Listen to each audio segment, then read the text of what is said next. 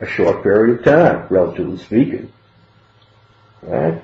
I've only been here since, well, actually it's quite a long time compared to many people here in Tokyo, but it's not 3,000 years, that's for sure. I'm not that old.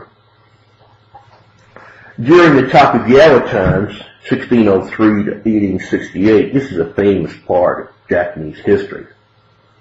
Fugu was forbidden to be eaten. You weren't allowed to do it in Tokyo. Right? You're not allowed to do it. They used to eat it in the west of Japan, but not in Tokyo. Then during the Meiji era, and by the way, we're talking about Meiji era in the story here in the podcast. You probably heard it already, or you're about to, depending on which way we order things around.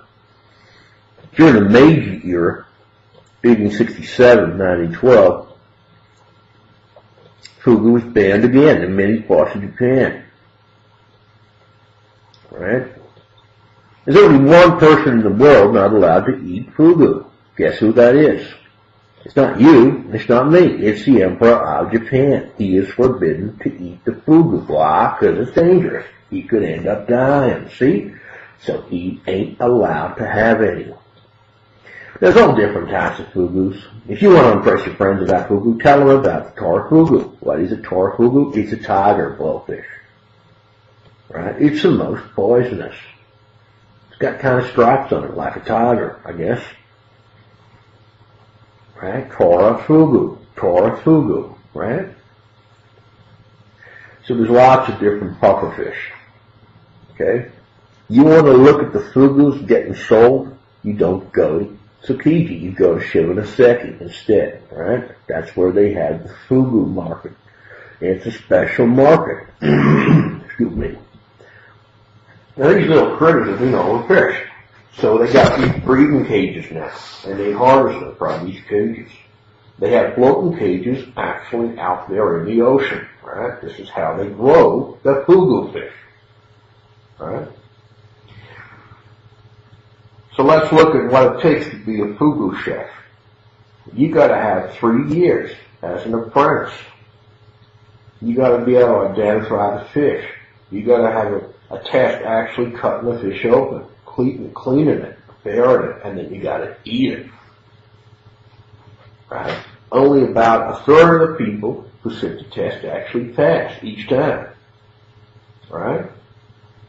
This is a test. This ain't your ordinary test, right? This is a big test. You make a mistake, you end up dying because you gotta eat the fish after you prepare it. Right? Interesting, huh?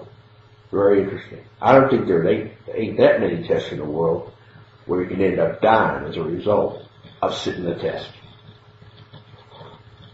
How much does fugu cost? Well, you can pay like about $50 for some fugu, around 5,000 yen. I've seen as low as around $30, 3,000 yen, I guess.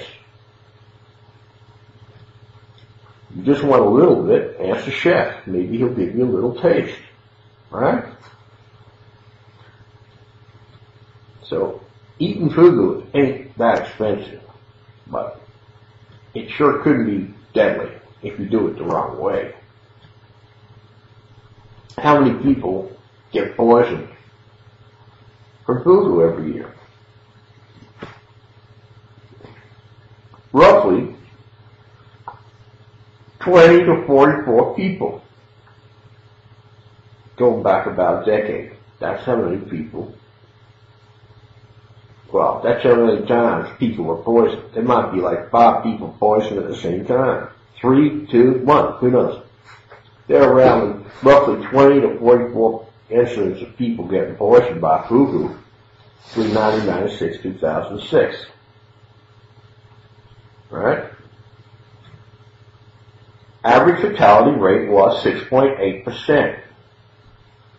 Right? That's quite a lot. You gotta think twice before you do this. 6.8% of the people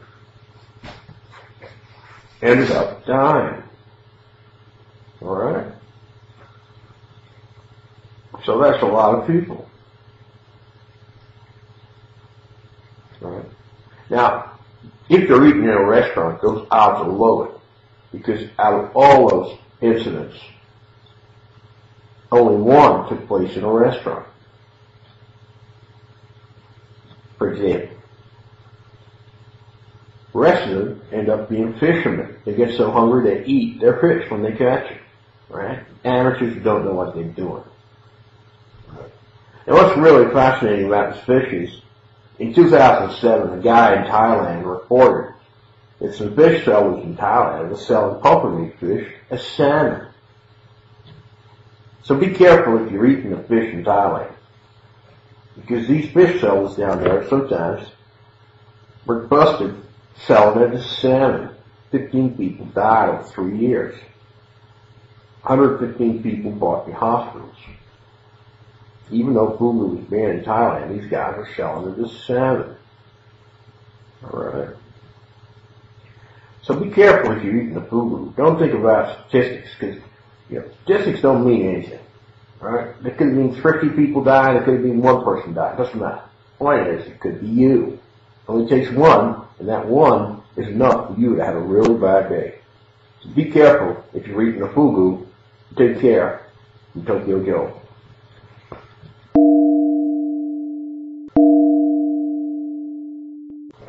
In other news, a famous monk in Japan has been caught going through the toll booth without paying. This guy went through the toll booth numerous times, like 68 times. This is a toll booth on a highway, right? You go through on your motorcycle or on your car, and you gotta pay a toll. It's an electronic toll booth, right? You gotta pay a toll, and the toll gets registered, and just like back home in the States, it's the same thing, right? So, what's interesting is, this monk, he's a holy man, He even wears the robes. This monk, actually a few times, or at least once, got stopped going through the toll booth. They must have lowered the barrier or something.